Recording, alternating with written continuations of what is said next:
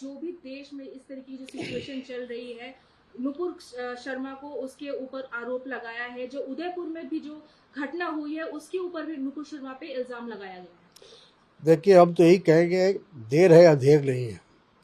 जिस तरह से सुप्रीम कोर्ट का ऑब्जर्वेशन आया है नुपुर शर्मा को लेकर और उनके बयान को लेकर, ये साबित करता है कि हमारे देश में अभी भी न्यायालय पूरी तरह से सतर्क है और वो तमाम चीज़ों पर उसकी निगाहें हैं।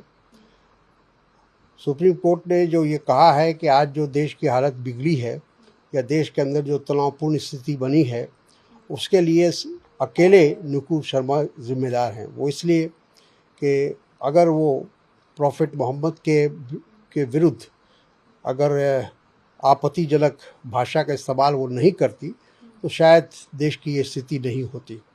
और ये भी कहना उनका सही है सुप्रीम कोर्ट का कि जो उदयपुर में जो घटना घटी है वो उसी का एक रद्द-ए-अमल था, उसी का एक रिएक्शन था। तो ये तमाम चीज़ें अगर देखी जाए तो मैं समझता हूँ कि भारत सरकार को, केंद्र सरकार को, ख़ास करके गृह मंत्रालय को इस बात को देखना चाहिए। अगर नुपुर शर्मा को गिरफ्तार कर लिया जाता, उनके खिलाफ़ कानूनी कार्रवाई हो जाती, तो मैं नहीं सोचता हूँ कि देश की हालत इतनी बिगड़ती। तो उसमें जानबूझकर उनको एक प्रकार से छूट दी गई और यही कारण है कि भारतीय जनता पार्टी के जितने भी प्रवक्ता हैं या उनके समर्थक हैं, जिस तरह की भाषा का इस्तेमाल करते हैं, मंत्रीगण जिस तरह की भाषा का इस्तेमाल करते हैं, इस पर अंकुश लगना चाहिए। कम से कम प्रधानमंत्री को इस पर विचार करना चाहिए। इतनी छूट देना भी ठीक नहीं है।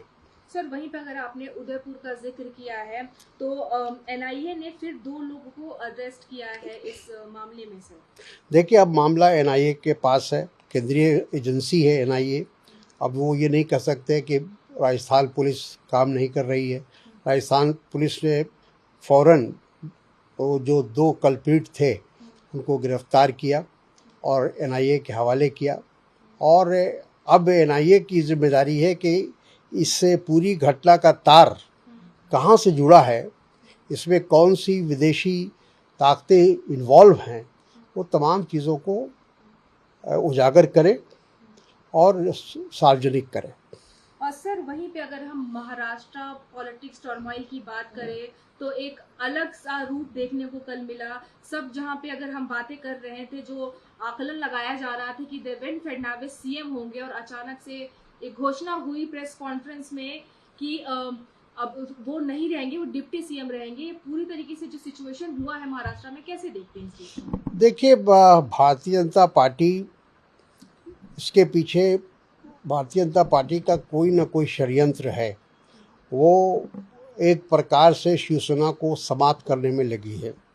और अगर देखा जाए तो भारतीय जनता पार्टी का इतिहास है, चाहे बिहार में नीतीश कुमार हो, पंजाब में अकाली दल हो या और जितने भी जहाँ जहाँ इनके गठबंधन के लोग हैं, धीरे धीरे उनको समाप्त कर दिया गया है।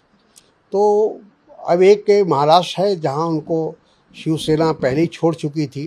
उनको लगा कि अब वहाँ आने वाले समय में कठिनाई का सामना करना पड़ेगा और ये तमाम जो कुछ महाराष्ट्र में हुआ उसके पीछे भारतीय जनता पार्टी का केंद्रीय नेतृत्व था। और ये बात से अभी भी समझ से बाहर है कि देवेंद्र फडणवीस को आखिर चीफ मिनिस्टर्स के पद से डिमोशन करके उनको डिप्टी सीएम क्यों बनाया गया। तो ये सारी चीज़ें आने वाले समय में धीरे धीरे खुलेंगी कि इसके पीछे क्या षड्यंत्र है। सर, मेरा आखिरी सवाल है, वहीं पे अगर हम कांग्रेस लीडर राहुल गांधी जी की बात करें तो वो वायनाड के दौरे पे गए हैं, अपने कॉन्स्टिट्यूएंसी पे गए हुए हैं, जहाँ पे उनके जो ऑफिस को जिस तरह से तोड़ फोड़ किया गया था, वहाँ भी वो विजिट किए जाके। बिल्कुल, देखिए, राहुल जी तो हमेशा कहते हैं कि हमारा हिंसा पर विश्वास नहीं। कांग्रेस का कभी हिंसा पर विश्वास नहीं रहा। हम भी उसी प्रकार से उस तरह से जवाब दे सकते थे। हमारे पार्टी के लोग, हमारे जो युवा कांग्रेस छात्र संगठन है हमारा, वो बहुत इस मामले को लेकर जिस प्रकार से राहुल जी के कार्यालय पर हमला हुआ था, लोगों में काफ़ी गुस्सा था, लेकिन सबको समझाया बुझाया गया और शांतिपूर्ण ढंग से उसका डेमोन्स्ट्रेशन किया गया। और आज राहुल जी वहाँ गए हैं, उनकी कॉन्स्टिट्यूंसी है और उनका वो संसदीय कार्यालय था और उस संसदीय कार्यालय में की जो तोड़फोड़ की गई वो बहुत ही निंदनीय है। SFI जो कम्युनिस्ट पार्टी का जो स्टूडेंट ऑर्गेनाइजेशन है उसके द्वारा ये सारी घटना घटी।